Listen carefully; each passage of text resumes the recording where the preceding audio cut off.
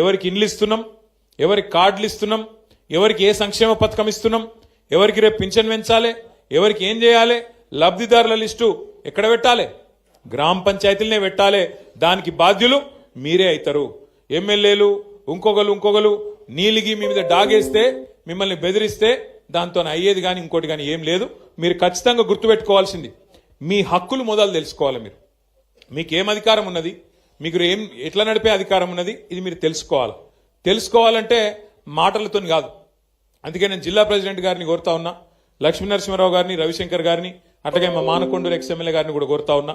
మనం ఇప్పుడు సర్పంచ్ ఎలక్షన్లు 17 తారీఖు నాడు 3వ విడత కూడా అయిపోతాయి.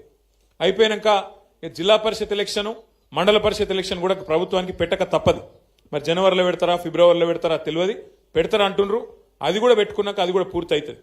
పూర్తి అయిపోగానే మనం గెలిచిన జెడ్పీటీసీలు, ఎంపీపీలు, ఎంపీటీసీలు, సర్పంచులు, ఉప సర్పంచులు, వార్డు సభ్యులు అందరితో కలిసి మీకు ఒక వర్క్ షాప్ పెడతాం. మనం పెద్దలను పిలుస్తాం. ఎవరెవరైతే గతంలో పంచాయతీరాజ్ డిపార్ట్మెంట్లో పనిచేసిన వాళ్ళు ఉన్నారో పెద్దలు, డిపిఓలుగా, డిఎల్పిఓలుగా పనిచేసిన పెద్దలు ఉంటారు, మంచి నిష్ణాతులు ఉంటారు, నిపుణులు ఉంటారు.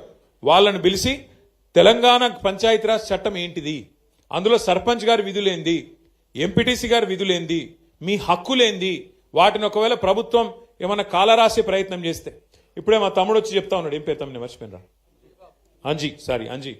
అంజీ చెప్తున్నా నాకు వచ్చి, అన్నా మా ఎమ్మెల్యే ఓడిపోయినాను బాగా బాధలున్నాడు, చాలా గెలుస్తా అనుకున్నాడు, ఓడిపోయిండు, బాగా బెదిరించిండు. ఒక ఎమ్మెల్యేనే కాదు తమ్మి, ముఖ్యమంత్రి ఏమో తిరుగుతాండు ఈ ప్రచారంలో, మీరు చూసిర్రు.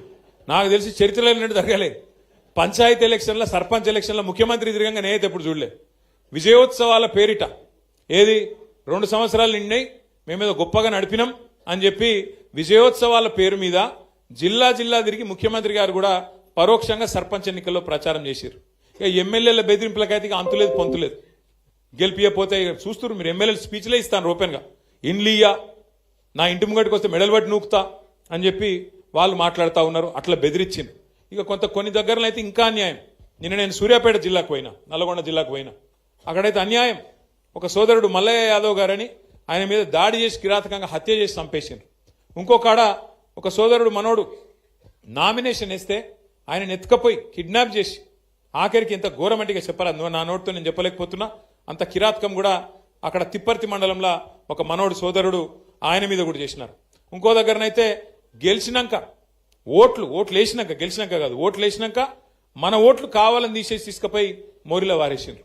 ఇట్లా ఎన్నో కిరాతకాలు చేయంగా కూడా, ఎన్నో రకాలుగా మన వాళ్ళ మీద ఒత్తిడి పెట్టంగా, ఇబ్బంది పెట్టంగా కూడా ఇవాళ రాష్ట్ర వ్యాప్తంగా 2 దశల్లో ఎలక్షన్లు జరిగితే, ఈ 2 దశల్లో కూడా ఒక్కొక్క దగ్గర ఒక్కొక్క తిరుగు, కానీ కొన్ని దగ్గరలో 40%, కొన్ని దగ్గరలో 30%, కొన్ని దగ్గరలో 50%, కొన్ని దగ్గరలో 60-70% కూడా గెలిచి సత్తా చాటిన గులాబీ దండుకు, గులాబీ సైనికులకు నేను శిరస్సు వంచి మీకు అభినందనలు తెలియజేస్తా ఉన్నా.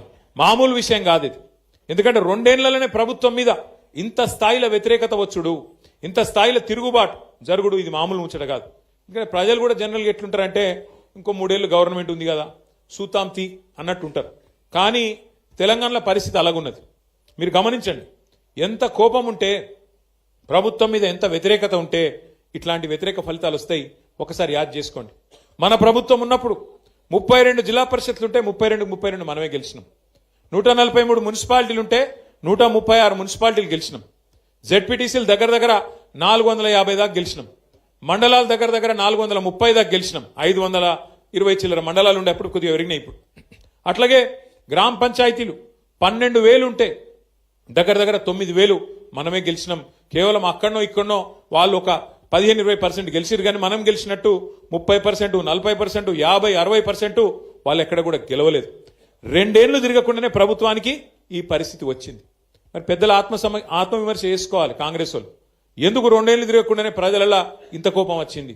మనకు కనబడుతూనే ఉన్నది. యూరియా బస్తాల కోసం తనలాడుడే, కరెంటు కోసం ఆగం, ఏ పథకం కూడా చక్కగా అమలు అయితలేదు. రైతు రుణమాఫీ అన్నారు, 2 లక్షలు అన్నారు, ఎక్కడ కూడా చారణకు మించి చక్కగా జరగలే. అట్లాగే రైతు బంధు పెంచుతామన్నారు, 10,000 కేసీఆర్ ఇస్తే మేము 15,000 అన్నారు, ఇలా అది కూడా చక్కగా ఇయ్యలేదు, 2 సార్లు ఎగ్గొట్టింది. ముసలోళ్ళకు పెన్షన్ పెంచుతామని చెప్పి ఆశ పెట్టి 2,000 4,000 చేస్తామని ఆశ పెట్టి ఆ 2000 కూడా 2 నెలలకు కొట్టింది ఈ ప్రభుత్వం. 2 ఏళ్లైనా కూడా 100 రోజుల్లో చేస్తామని చెప్పి 800 రోజులైనా కూడా